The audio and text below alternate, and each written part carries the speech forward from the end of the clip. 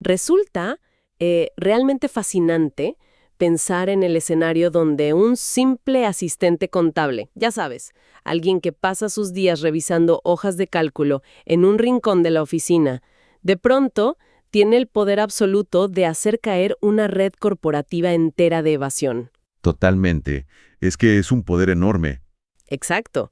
Y no solo eso, o sea, sino llevarse una recompensa millonaria por hacerlo. Todo esto mientras cuenta con protección policial. Cualquiera diría que esto es, no sé, el clímax de una película de suspenso financiero de Hollywood.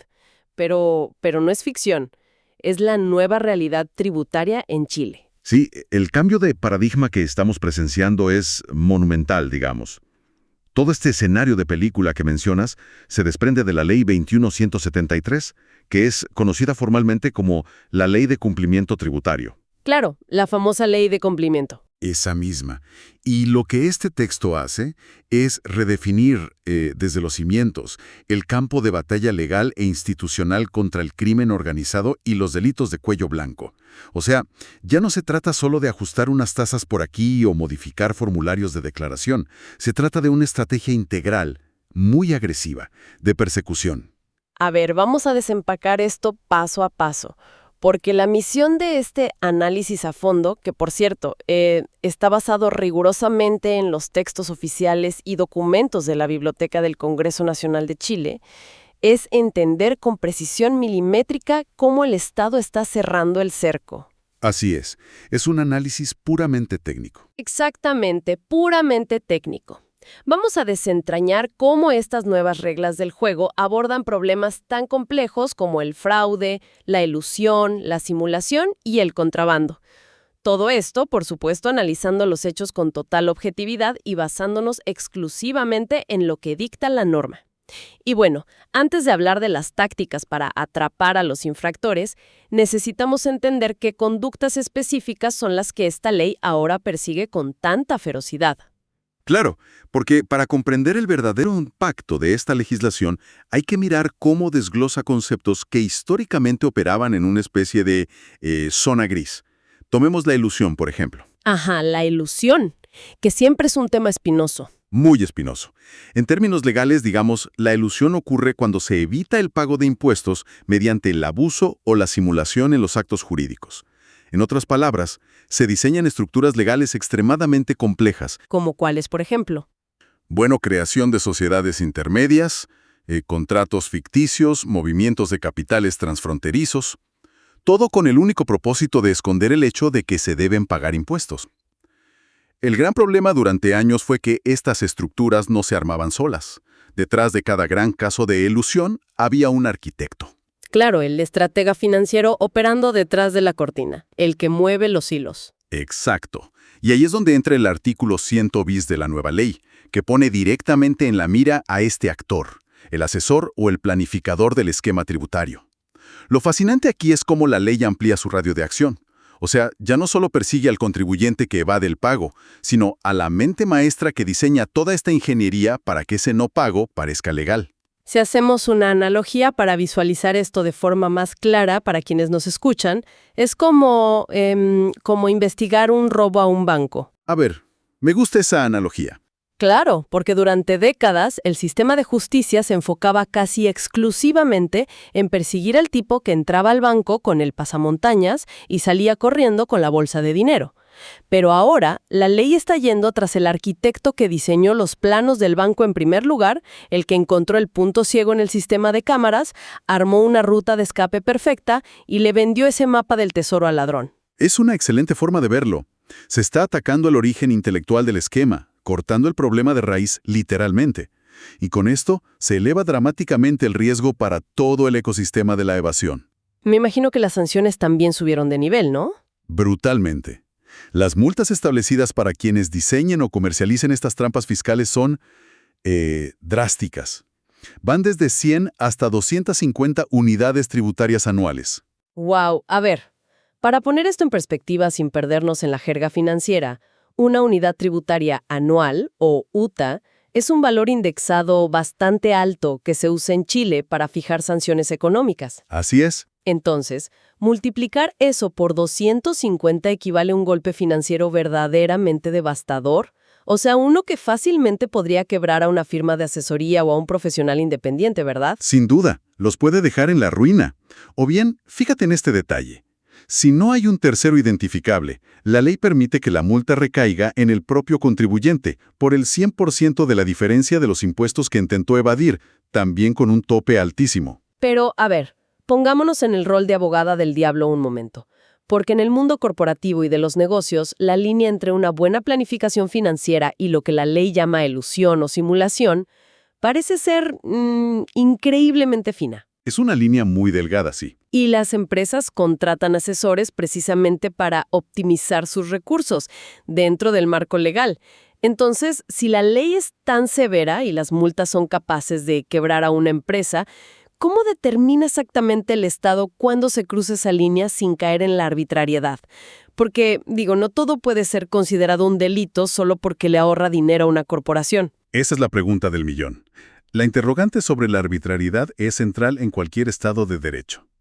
Y el legislador la anticipó diseñando un mecanismo muy específico. Para evitar que un fiscalizador de turno decida de manera unilateral y quizás sesgada que es una trampa y que es una estrategia válida, el artículo 4 quinquis establece un cortafuegos procesal. Un cortafuegos. A ver, ¿cómo funciona eso en la práctica? Porque suena muy técnico. Bueno, funciona quitándole la decisión final a la agencia recaudadora de impuestos. O sea, para que se declare oficialmente la existencia de abuso o simulación, el director del Servicio de Impuestos Internos, el SII, no puede simplemente firmar una orden y ya. Ah, no es automático. Para nada automático. Primero debe contar con la recomendación de un comité ejecutivo interno. Es un grupo plural que evalúa los méritos del caso. Y solo si este comité aprueba avanzar, el director tiene la obligación de presentar un requerimiento formal ante un tribunal tributario y aduanero. O sea, la decisión sale de la oficina de impuestos y entra a una corte. Se judicializa el asunto. Precisamente. Al final del día, es un juez especializado, una figura imparcial y externa al ente recaudador, quien evalúa las pruebas económicas, escucha la defensa y declara si efectivamente existió abuso o simulación. Claro, eso le da muchas más garantías al proceso. Exacto.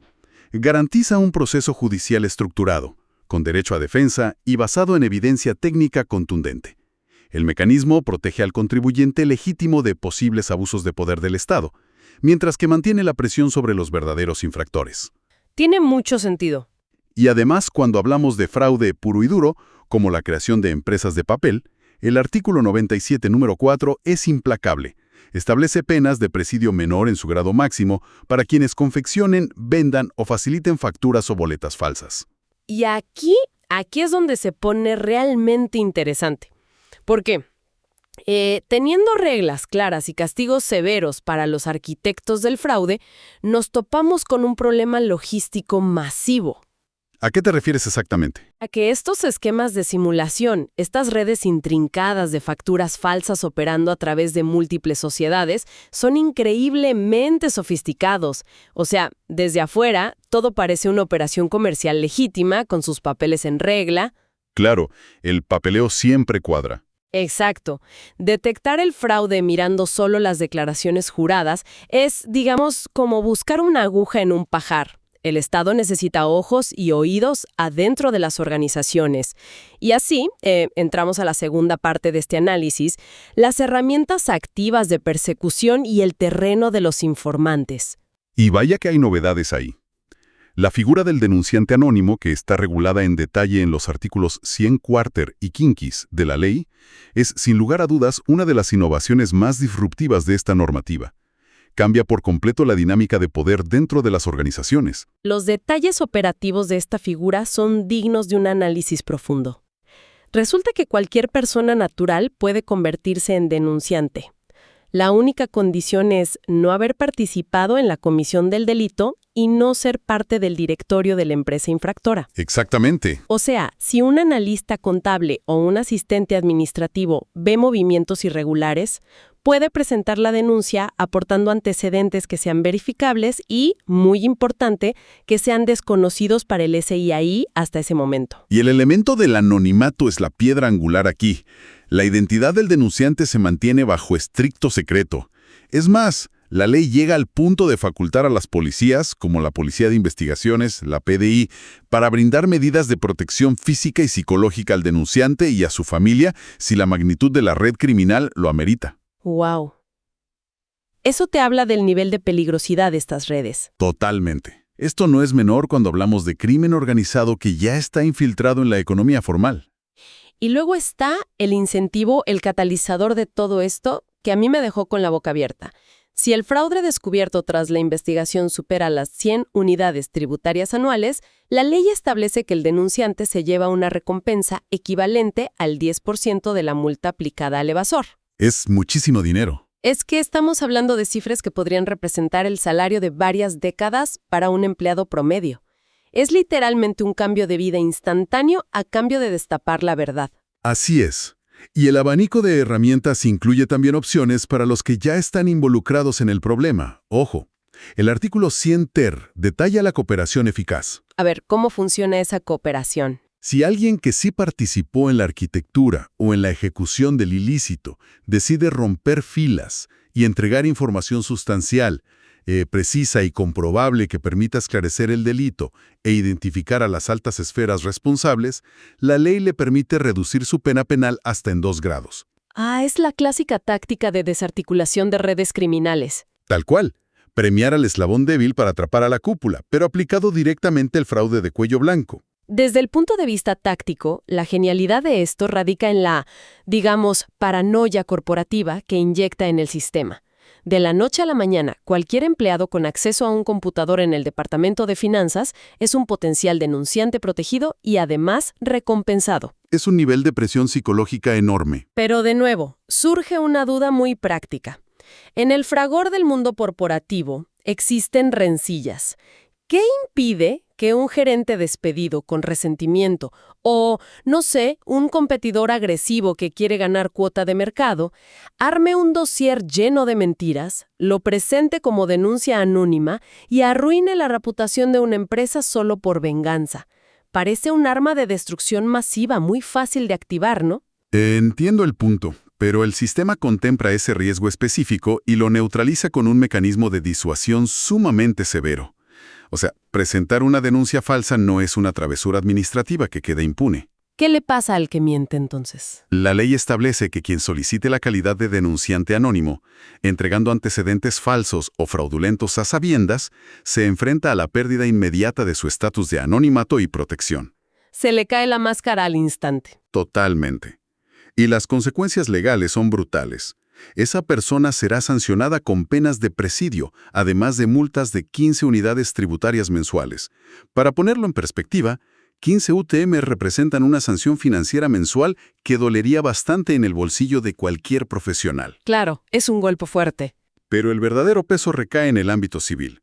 El falso denunciante queda expuesto a enfrentar millonarias demandas por todos los daños y perjuicios causados a la reputación y a la operación comercial de la entidad que fue falsamente acusada. Así que el marco legal está diseñado para que el incentivo apunte únicamente hacia la verdad comprobable, haciendo que el riesgo de mentir sea prohibitivamente alto. Queda clarísimo. Existe un escudo robusto contra las denuncias malintencionadas. Entonces, el escenario que plantea la ley es el siguiente. La amenaza es constante. Un contador, un consultor junior o un mando medio podría ser un denunciante recompensado. O bien, un socio cómplice podría decidir acogerse a la cooperación eficaz para salvar su propia libertad. Están rodeados por todos lados. Exacto. La presión psicológica sobre el infractor es abrumadora. Se siente acorralado desde todos los flancos. Frente a este panorama, ¿qué alternativa ofrece la ley? Porque acorralar a un infractor a veces hace que se esconda aún más o tome medidas desesperadas. La respuesta de esta normativa, entiendo, es ofrecer una puerta de emergencia muy estrecha. Así es, una ventana de oportunidad para rendirse antes de que el peso del Estado caiga sobre ellos. Esa salida estratégica es lo que el artículo 100 sexies define como la autodenuncia. Autodenuncia. Suena intenso. ¿Cómo opera esto? El concepto opera de la siguiente manera. Aquellos contribuyentes que, al realizar, por ejemplo, una auditoría interna, descubran diferencias de impuestos fundamentadas en hechos que podrían constituir delitos tributarios, tienen la opción de presentarse de manera voluntaria ante la Dirección Nacional del Servicio de Impuestos Internos para confesar la irregularidad. Si conectamos esto con el panorama general, me parece que es como, es como darte cuenta de que construiste un enorme edificio corporativo sin haber tramitado ninguno de los permisos municipales obligatorios. Ajá, buen ejemplo. Si te quedas callado y esperas a que llegue el inspector municipal a descubrirlo por su cuenta, pues te demuelen el edificio, te multan y probablemente terminas con cargos criminales. Pero esta figura legal te dice, si vienes tú mismo con los planos ocultos, admites la infracción desde el día 1 y pagas todos los costos de regularización antes de que abramos una investigación, te dejamos el edificio en pie y te evitas la cárcel. La analogía ilustra perfectamente la mecánica de la autodenuncia. Ojo, hay requisitos estrictos, por supuesto. No es llegar y confesar cualquier cosa. El infractor debe proponer la rectificación inmediata de sus declaraciones de los últimos 3 años tributarios. O sea, hay que poner la casa en orden rápido. Exacto. Y el requisito clave que mencionabas con lo de antes de que llegue el inspector es temporal. La confesión tiene que ocurrir cuando el contribuyente no esté bajo un procedimiento de fiscalización por esos mismos impuestos. Es una carrera contra el tiempo, digamos. Hay que llegar al SI antes de que el SI llegue a la empresa. Claro, no vale autodenunciarse cuando ya tienes a los auditores en la puerta de la oficina. Exactamente. Además, el infractor no puede tener condenas previas por delitos tributarios. Si se cumplen estas condiciones y el comité ejecutivo aprueba la autodenuncia, el beneficio para el contribuyente es monumental. Se exime completamente de las querellas penales. Paga los impuestos adeudados, paga los intereses, pero no enfrenta un juicio criminal. A simple vista, alguien podría criticar esto diciendo que es un perdón, o sea, una especie de pase libre para los que tienen dinero para pagar sus errores. Pero me imagino que detrás hay una lógica de eficiencia estatal, ¿no? Exactamente. La lógica detrás de esto es puramente pragmática. Los juicios por delitos económicos y evasión tributaria de alta complejidad son procesos notoriamente lentos, burocráticos y extremadamente costosos para el erario público. Claro, pueden durar años. Pueden requerir años de peritajes financieros internacionales, abogados carísimos y un desgaste institucional gigantesco. Al ofrecer la autodenuncia, el Estado logra varios objetivos simultáneos. Recupera los impuestos evadidos de manera casi inmediata, desarticula la red de evasión desde adentro y le ahorra al sistema judicial una década de litigios complejos. Es un ganar-ganar para el Estado. Así es. Y cabe destacar que la ley no condona los intereses moratorios ni las multas monetarias, aunque el contribuyente sí tiene el derecho a solicitar un convenio de pago ante el Servicio de Tesorerías para hacer viable el desembolso. Básicamente, es una solución de mercado aplicada a la justicia penal. Es puro pragmatismo jurídico. Pero, ojo, hasta ahora nos hemos centrado casi exclusivamente en el fraude de cuello blanco. Hemos analizado el papel de los abogados, los esquemas de simulación, la manipulación de balances contables y todo lo que pasa en las plataformas digitales. El mundo de los papeles y los clics. Exacto. Sin embargo, la evasión tiene también una cara muy física, una que se puede tocar, que se mueve en cajas y contenedores masivos.